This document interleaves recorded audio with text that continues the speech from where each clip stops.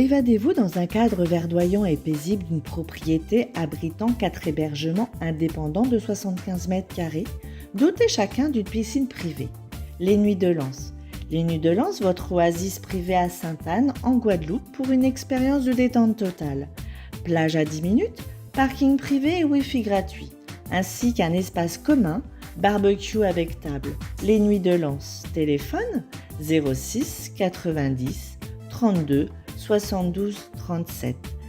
06 90 32 72 37. Mayotte, actualité. Pour l'édition du jour, nous parlerons du camp de migrants de Cavani, Elisabeth Borne, sécurité et coopération judiciaire, 7 policiers municipaux qui n'ont plus le droit d'exercer à Mayotte, et nous finirons avec la visite officielle de Philippe Vigier. Mais tout d'abord, à la une de ce journal, habitat illégal, le camp de migrants de Cavani est toujours en place. Plusieurs semaines se sont déroulées depuis la visite du ministre Philippe Vigier au camp de Cavani à côté du stade de football, mais depuis lors, rien n'a bougé, la situation est toujours plus compliquée, autant pour les clandestins qui logent et pour les habitants des environs. Une association est venue installer des toilettes pour rendre la vie moins difficile, mais l'insécurité y est toujours présente et comme toujours les migrants affirment être là parce qu'ils n'ont nulle part ailleurs où aller, mais qu'ils ont arrêté de construire car la police est allée leur signifier qu'en cas de nouvelle construction, elle allait procéder à des démolitions. Aux abords de l'association Solidarité Mayotte, les bâches et matelas sont également présents sur le bord de la route. Pour beaucoup de migrants, c'est la grande désillusion entre insécurité et manque d'eau et logement insalubre. Pour eux, la vie est difficile à Mayotte. Ils espèrent tout de même que le département ou des associations leur proposent des solutions d'hébergement, mais à se demander lesquelles puisque beaucoup de Mahorais sont également à la recherche de solutions de logement. Politique pour la suite de ce journal avec les députés de Mayotte qui continuent d'alerter la première ministre sur la situation de notre île. Après le député Mansour Kamardine qui, à la suite des travaux du SIOM la semaine dernière, a eu l'occasion de rappeler que certaines mesures sur l'ASE ou le logement ne sont pas des préoccupations des Mahorais, mais des Comoriens. Cette fois-ci, c'est Estelle Youssoufa qui, à quelques jours de la visite de la première ministre Elisabeth Borne, monte au créneau. En effet, lors d'une intervention en séance à l'Assemblée nationale, la députée Estelle Youssoufa interpelle la première ministre sur la santé à Mayotte. Le CHM dépense 418 millions d'euros, ce qui représente 929 euros par an et par habitant dépensés pour la santé sur la base de 450 000 habitants, contre 3 475 euros par an et par habitant en métropole. La députée précise qu'un patient sur 2 au CHM est étranger et que l'hôpital est davantage orienté vers la médecine réclamée par les étrangers. La députée a pu rappeler que les limitations de naissance, la convergence des droits, la formation de la jeunesse, la piste longue, la protection des frontières, l'université de plein exercice et la formation de médecins avec place réservée pour les Mahorais font partie des attentes de la population de notre île.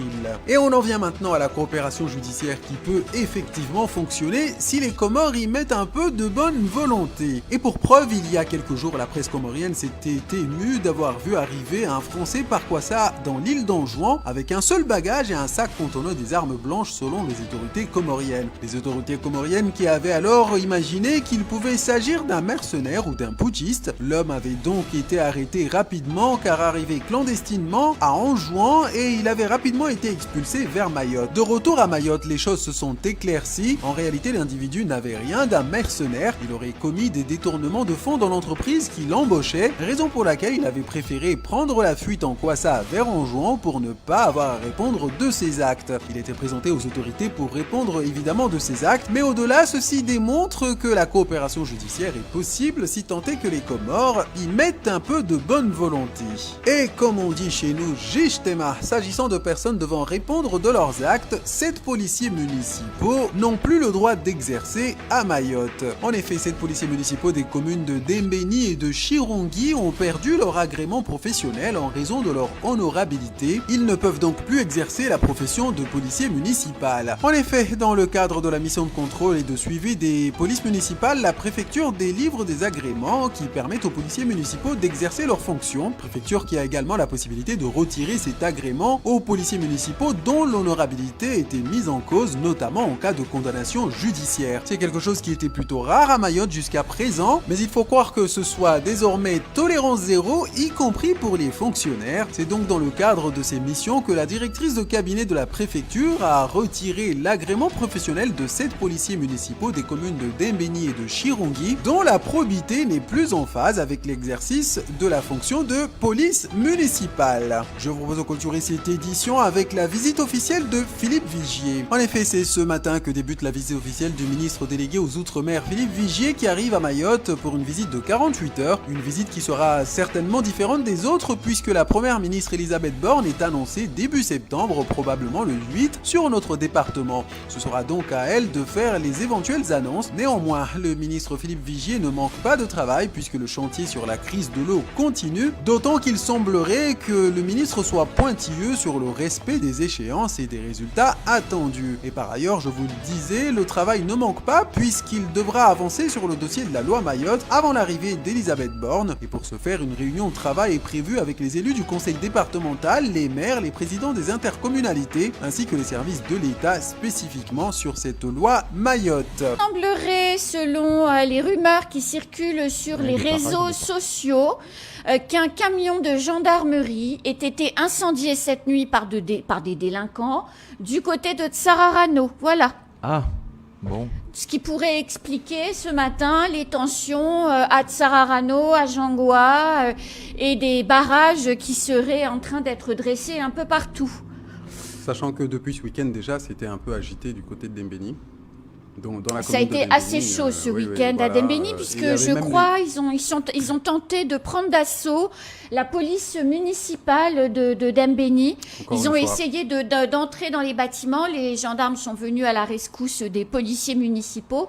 Une voiture avait été incendiée dans la bagarre, mais effectivement, les tensions s'intensifient. Et ce week-end, de manière concomitante, se sont enflammés Amuro, Miri Kombani côté Tingoni et Tsararano Dembéni.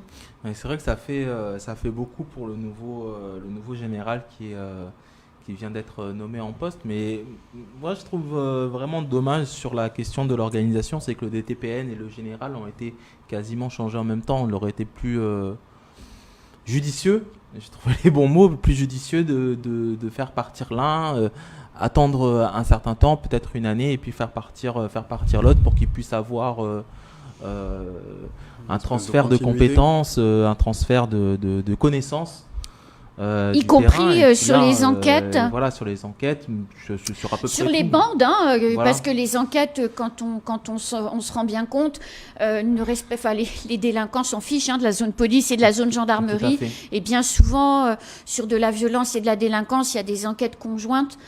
Et c'est vrai, vous avez raison. Puis là, en fait, ils ont été changés pratiquement en même temps, à quelques mois d'intervalle. Donc c'est un peu dommage. Oui. Même si, de toute façon, on peut se demander...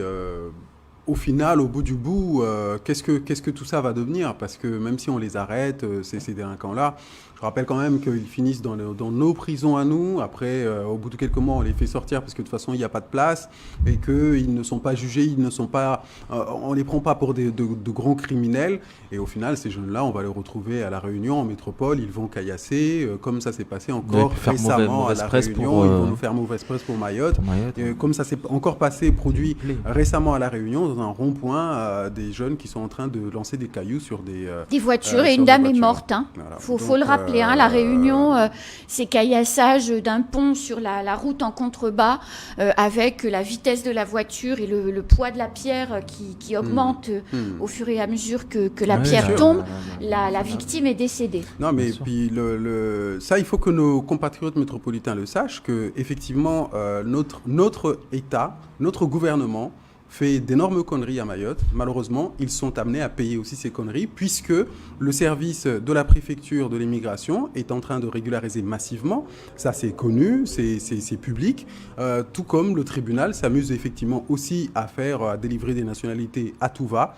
Et à un moment donné, c'est une importation, au final, de ces pratiques-là en métropole et à La Réunion. Et donc, c'est pour cela qu'on a toujours dit qu'il fallait que nos compatriotes nous aident à lutter contre ces pratiques de la préfecture et du tribunal ici. Il n'y a qu'à aller voir au tribunal toutes les queues qu'il y a à chaque fois. Le tribunal est bondé de monde qui vont pour des histoires de papier.